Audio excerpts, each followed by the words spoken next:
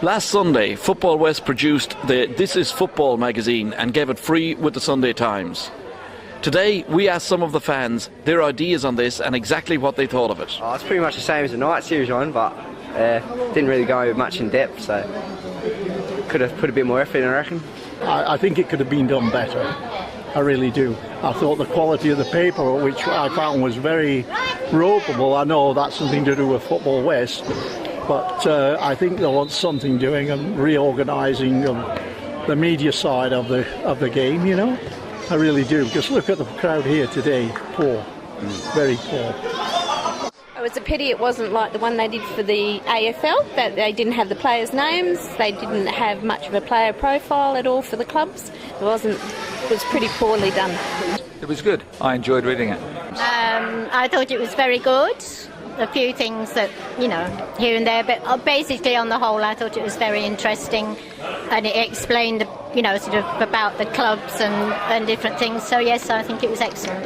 No, I thought it was good, really good, yeah, very informative, and even good to have something about the State League in there too, not just the first Premier Division, yeah, it's good. Aloisi for us, John. Here's Aloisi for a place in the World Cup. For us.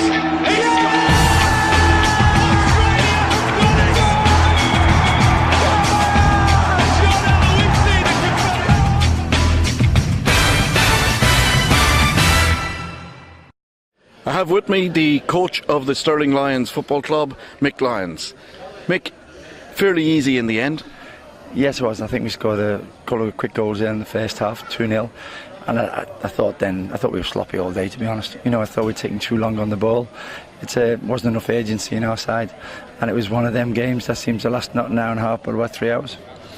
5 goals to nil seems to be a good performance by the strikers, but really a lot of missed chances. Well, I think Phil Arnold had possibly 15 shots at goal, and he scored 2.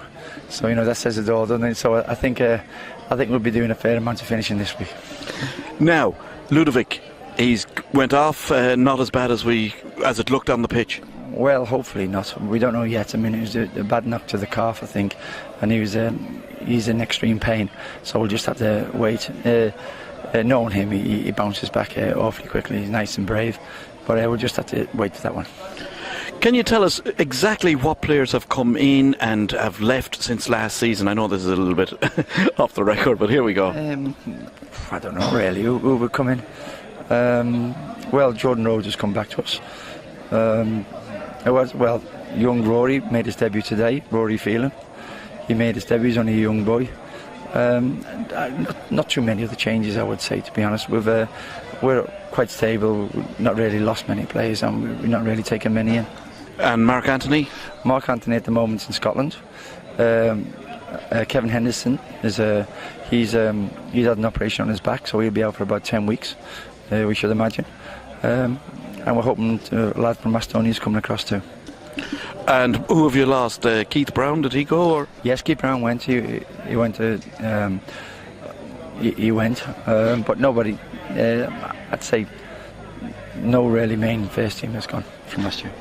So what would your hopes be for this season at this stage? I know it's first round of the Cup and all like that, but what would you really hope to achieve?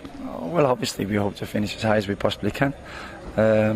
You know, we played Athena the other night. They won the league last year, and on the night I thought we were the better team. So obviously we've got to aim for as high as we possibly can. You know, and obviously that means winning the league. And the youth policy that's at Stirling, it really is shining through again. Well, it really is. I mean, the only problem I'm looking in the future is when Glory start this thing, you see.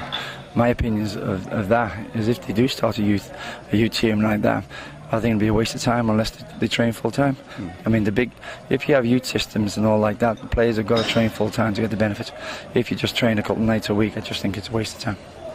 And have you had any idea or indication as to what Glory are going to be doing?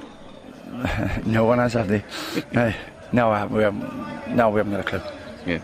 And would you be in full favour of the Glory system, or depending, I suppose, on what it turns out like?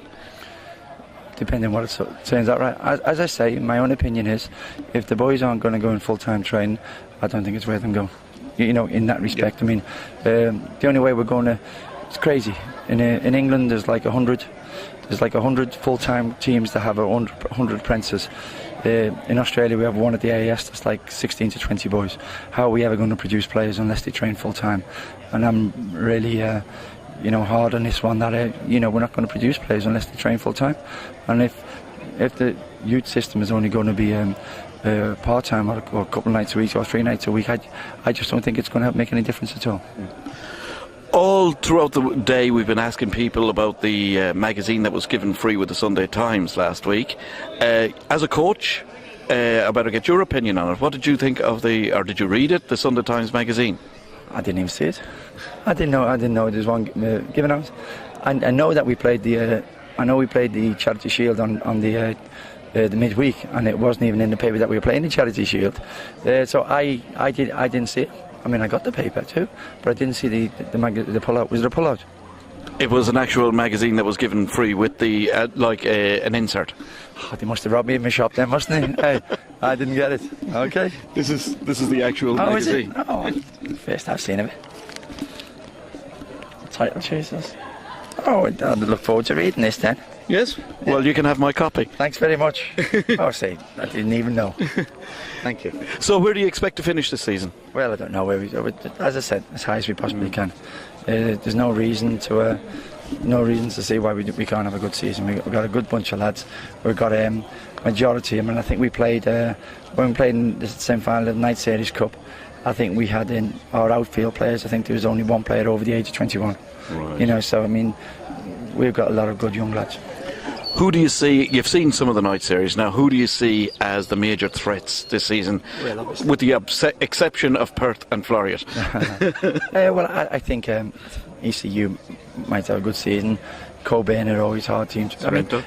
Sorrento have got a few more players now. So, it depends what they do. But in this league, it's funny because you can play the likes of Swan and they can do really great one week and awful the next week. They're one of them teams who could beat anyone in the day. So I think it's I think our biggest enemy is probably ourselves.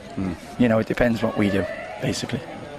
Mick Lyons, coach of the Stirling Lions. Yes. Thank you very much. Cheers, thank you. Thanks very much. Okay. I didn't see this. You can have it. Winston for us. John. Here's Aloisi for a place in the World Cup. For us.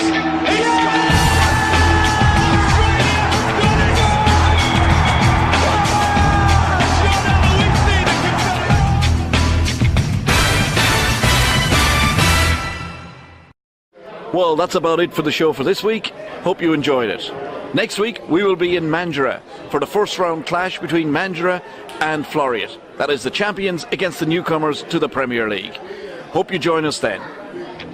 Winston for us. John. Here's Aloisi for a place in the World Cup. For us.